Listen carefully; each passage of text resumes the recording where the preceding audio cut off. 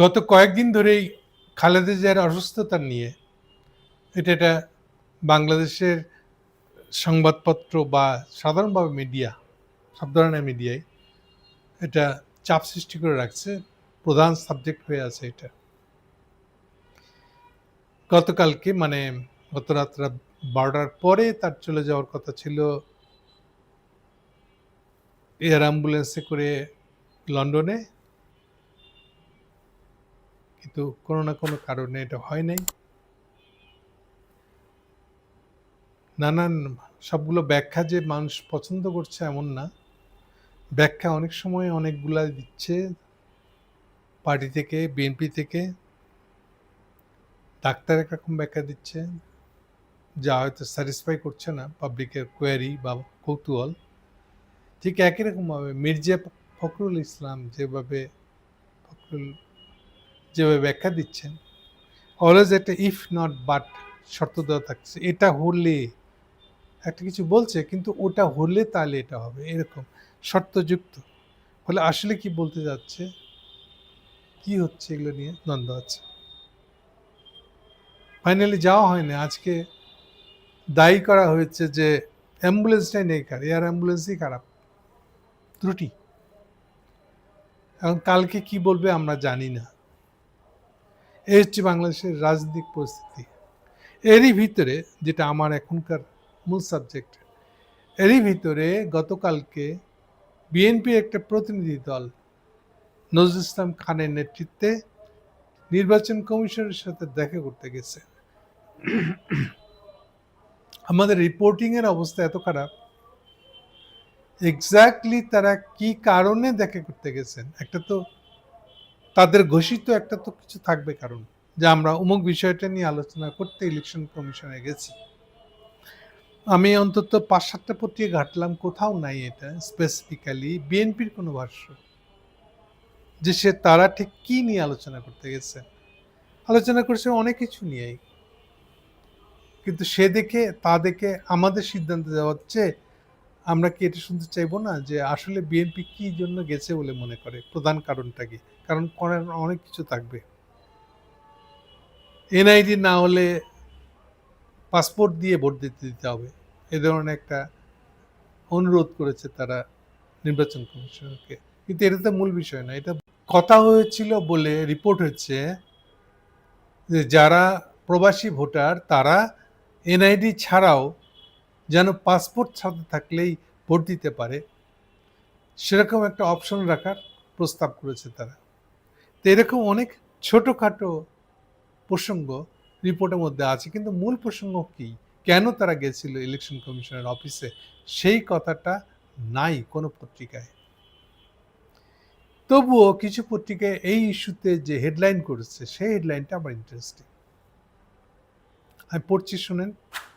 TBC the business স্ট্যান্ডার্ডের headline হলো, খোদা না করুন অনিবার্য কোনো পরিস্থিতি ছাড়া আমরা এই নির্বাচন প্রক্রিয়ার বাইরে যেতে চাই না।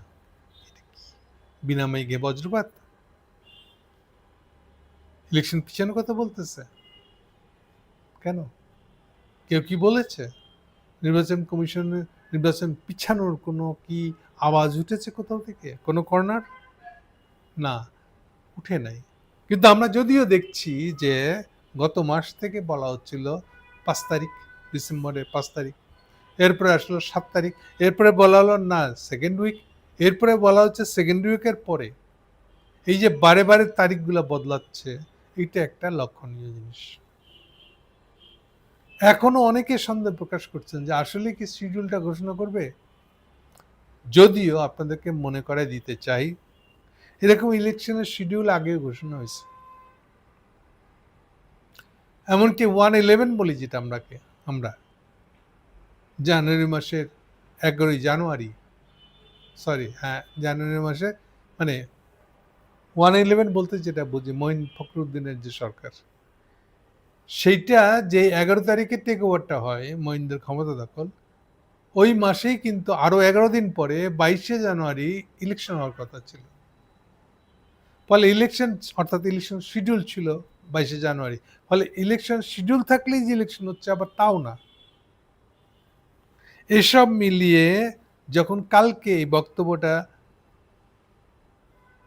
নজরুল ইসলাম খান দিলেন, রিপোর্টিং এর উইকনেস হলো এই প্রসঙ্গটা আসলো কেন, সেটা আবার রিপোর্টিং এ আসতেছে না।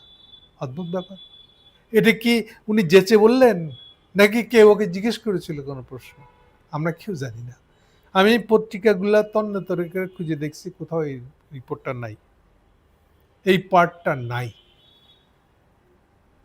তাহলে এটা একদিক থেকে দেখলে বিএনপির দিক থেকে একটা আগেই যেন একটা সিগন্যাল দিতেছে, যা ইলেকশন পিছালে আমাদের আপত্তি নেই।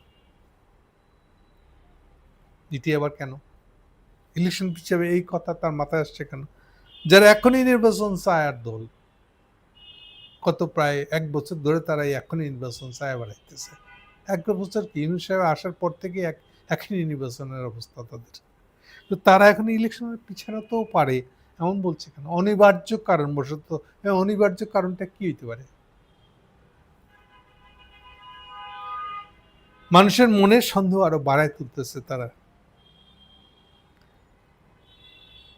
আমরা চাই যথাসময়ে নির্বাচন হোক। তফসিল ঘোষণা করার যে সময় নির্ধারণ আছে তাতে আমাদের কোনো আপত্তি নেই। তাহলে আর যেচে কেন আপনারা বলতে যাচ্ছেন অনিবার্য কারণ? মানে আগে থাকতে একটা সিগন্যালে আপনি ওকে করে দিতেছেন যেন বা। পার্সোনালি যতটুকু আমি জানি, আবার খোঁজখবর নিয়েছি, এই আশঙ্কাটা ইলেকশন পিছাতেও পারে, নাও হতে পারে। এই টাইপের ধারণা বিএনপির শীর্ষ নেতাদেরও আছে। তারা এগুলা নিয়ে একে তাকে জিজ্ঞেস করা, আলোচনা করা, এগুলো নিজেদের ভিতরে করছে সংগোপনে, যেটা বাইরে ফর্মালি রিপোর্টেড না। তা সেটাই বা কেন? এই অনিবার্য কারণবশত, ওটা অনিবার্যটা কি? ধরা যাক আল্লাহ চায় তো খালেদা জিয়া ঠিক হয়ে যেতে পারে, আল্লাহ চায় তো আরো খারাপ অবস্থা ডিটেক্ট করতে পারে। এখন এইটার সাথে কি ইলেকশন আগানো পিছানো কোনো সম্পর্ক? এরাই আবার বলছে কিন্তু কোনো সম্পর্ক নাই। আপনার 2 দিন আগে এই খসরু, ম্যান্ডেট খসরুতে এই কথা বলছে, ইভেন তারেক যে আসার না আসার সাথে ইলেকশনের কোনো সম্পর্ক নাই, এমন কথা বলেছেন খসরু। তাহলে এই কথাগুলা, আওয়াজগুলা বিএনপির দিক থেকে আগে তুলতেছে কেন? এটা রহস্যজনক। ভিতরে কিছু একটা আছে যার বাইরের প্রকাশটা এরকম হচ্ছে, কিন্তু এগুলো তো মানুষকে আরো অশান্তি, একটা অনিশ্চিত ধারণা দিচ্ছে, ইমেজ দিচ্ছে। এইটা আমার মনে হয় না যে তারা বিএনপি নেতৃবৃন্দ, না ঢাকার না লন্ডনের, তাদের কারো কোনো এটা নিয়ে কোনো জবাব আছে। তার চেয়ে বড় কথা হলো এই পরিস্থিতিটা তাদের নিয়ন্ত্রণেই নেই, কারণ তারা এমন একটা অবস্থায় পড়ে গেছে, এখন বলবে এটা কি আসলে পাবলিকের কাছে? এই যে একটু আগে যেটা বলতেছিলাম যে কালকেও যেতে পারবেন কিনা, এটাও তো আনসার্টেন এখনো পর্যন্ত। যাচ্ছেই এরকম ভাবে কেউ বলতে পারে না। তাহলে এই বিষয়গুলো সম্পর্কে কত আর পিছলাপিছলি করবে শীর্ষ নেতৃবৃন্দ ঢাকার অথবা তারেক? এবং এরই ভিতর দিয়ে যথেষ্ট আলোচনা হয়েছে। আজকে জুবাইদা, তারেকের ওয়াইফ, যে ঢাকা এসছে, এটাও আরো বেশি বাড়াইছে। দেখেন, সে আসলো, তার মানে সে আসছে সকালে, তার মানে তার আসার আগে পর্যন্ত যাবে না, তার মানে আজকে যদি যাইতো, এটা আবার কেমন? আবার এটা নিয়ে আরো জটিল বানাইছে জিনিসটাকে। কালকে সন্ধ্যের পর থেকে নিউজ যখন ছাপে এনটিভি, এই নিউজে প্রথমে বিশেষ নিউজ হিসেবে তার হসপিটালের সামনে দাঁড়িয়ে থাকার সাংবাদিক তাকে ইনফর্ম করতেছে সন্ধ্যার নিউজে যে এটা ওয়েট করতেছে, আসতেছে জুবাইদা, জুবাইদা আসার পরে তারা যাবে। আবার ওই একই নিউজে এরপরে আবার তারা কানেক্ট করেছে লন্ডনের সংবাদদাতাকে। লন্ডনের সংবাদদাতা বলছে না, জুবাইদা তো যাচ্ছে না, কনফার্ম করতেছে। তার চেয়ে মজার ব্যাপার হলো জুবাইদা যে যাচ্ছে না কনফার্ম করতেছে, অ্যাঙ্কর যে খবর পাঠ করছে, সে যে ২ টা ইনফরমেশন যে ২ রকম হয়ে গেল, সেটা নিয়ে কোনো মন্তব্যই করতেছে না। খবরের মতন খবর শেষ করে দিয়ে চলে গেল। তাহলে এটা কেমন হলো? লন্ডন থেকে খবর দিচ্ছে জুবায়ের আসে নাই, যাচ্ছে না।